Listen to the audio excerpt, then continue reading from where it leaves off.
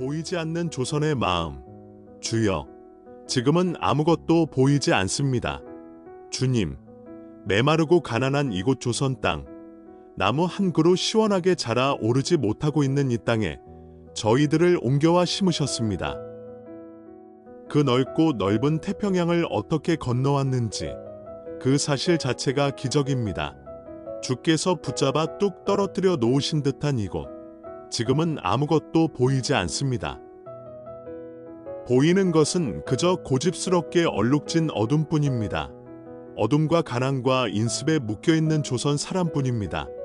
그들은 왜 묶여있는지, 왜 불행한지도 모릅니다. 고통을 고통으로 여기지 않는 자들에게 고통을 떼어놓으라 하면 오히려 화를 내고 저희를 의심하며 화를 냅니다. 조선의 마음이 보이지 않습니다. 이 나라 조정의 내심도 보이지 않습니다. 가마를 타고 가는 여자들을 구경할 수도 없고 조선 남자들의 속마음도 도무지 알 길이 없습니다. 그러나 주님, 순종하겠습니다. 겸손하게 순종할 때 주께서 일을 시작하실 줄 믿습니다. 지금은 우리가 맨손으로 땅을 파고 있지만 훗날 이곳이 은총의 땅이 되리라는 것을 믿습니다.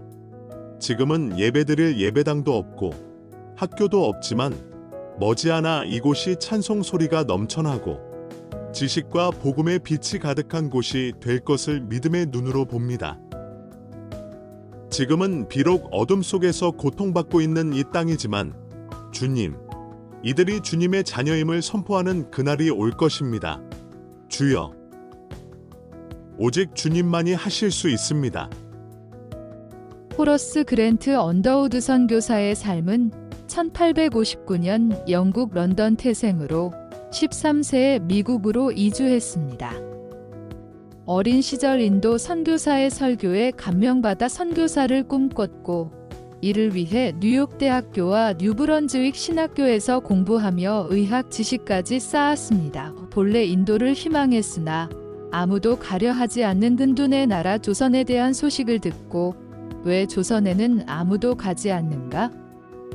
라는 마음의 찌름을 받아 행선지를 바꿉니다. 1885년 4월 5일 부활절 아침, 아펜젤러 선교사와 함께 인천 제물포항에 도착했습니다. 당시 조선은 갑신정변 직후의 혼란기로 외국인에 대한 경계가 극심했습니다. 주여, 지금은 아무것도 보이지 않습니다. 라는 그의 유명한 기도문처럼 척박하고 어두운 땅에서 그는 광해원의 물리화학교사로 활동하며 조심스럽게 사역을 시작했습니다.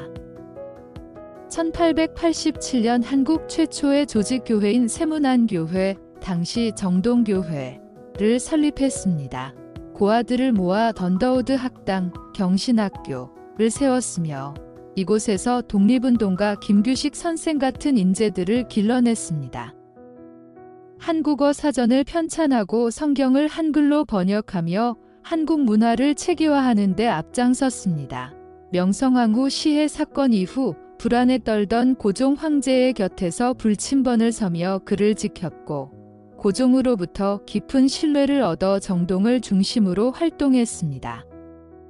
일제의 탄압 속에서도 한국의 독립과 개화를 지지하며 단순한 외래인이 아닌 한국인의 고통에 동참하는 푸른 눈의 한국인으로 살았습니다. 생애 마지막 열정을 쏟아 1915년 연희전문학교, 현 연세대학교를 설립했습니다.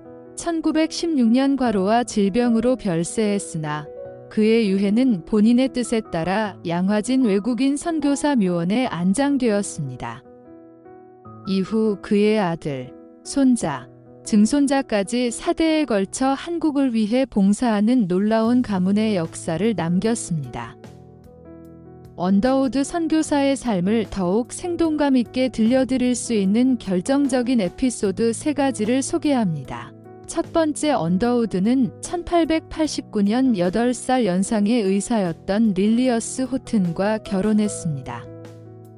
그들의 신혼여행지는 휴양지가 아닌 외국인 금지 구역이었던 조선의 북부 지방 의주이었습니다.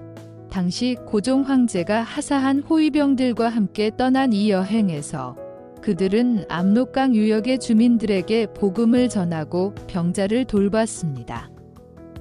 강가에서 세례를 주려 했으나 관가에서 금지하자 밤중에 몰래 압록강을 건너가 중국 땅에서 세례를 주고 다시 돌아온 압록강 세례 사건은 그의 열정을 보여주는 유명한 일화입니다. 이 여행은 연세대학교 언더우드 기념관의 기록물에서도 핵심적으로 다뤄집니다. 두 번째 을미사변, 명성황후 시해 직후 고종은 언제 독살당할지 모른다는 극심한 공포에 시달렸습니다. 이때 왕이 가장 신뢰한 사람이 언더우드였습니다. 언더우드와 동료 선교사들은 고종의 침소 옆방에서 번갈아 가며 밤을 새워 긴간방패 역할을 했습니다. 고종은 독살을 피하기 위해 선교사들이 직접 가져온 음식이나 통조림만 먹었으며 언더우드는 왕의 안전을 위해 권총을 차고 궁궐을 지켰습니다. 왕의 신뢰가 얼마나 깊었는지 보여주는 대목입니다. 세 번째, 그가 조선으로 오게 된 결정적인 계기가 된 심리적 사건입니다. 뉴브런즈윅 신학교 시절, 언더우드는 원래 인도 선교를 준비하며 1년 넘게 힌디어까지 공부했습니다. 그러나 어느 선교보고회에서 조선이라는 나라는 문이 열려가는데 갈 사람이 없다는 소식을 듣게 됩니다. 그는 속으로 누군가 가겠지라고 생각했지만 마음속에서 너는 왜 못 가느냐라는 강렬한 음성을 듣고 큰 충격을 받습니다. 결국 인도의 안정된 기반을 포기하고 아무도 모르는 미지의 땅 조선을 선택하게 됩니다. 당시 조선은 전염병과 가난 외세의 침략으로 소망이 보이지 않던 곳이었습니다. 언더우드는 일기 형식의 기도문에서 이렇게 고백했습니다. 주여, 지금은 아무것도 보이지 않습니다. 메마르고 가난한 이곳에서 저희가 할 수 있는 것이라고는 그저 순종하는 것뿐입니다. 1000번을 다시 태어나도 조선을 위한 그의 고백은 그의 가문 사대에 걸쳐 이어졌고 양화진 외국인 선교사 묘역에 있는 그의 묘비에는 성경 구절인 이 모든 일에 우리를 사랑하시는 이로 말미암아 우리가 넉넉히 이기느니라가 새겨져 있습니다. 그의 고백은 묘비명과 신앙적 유산 속에 깊이 새겨져 오늘날까지 우리에게 감동을 주고 있습니다.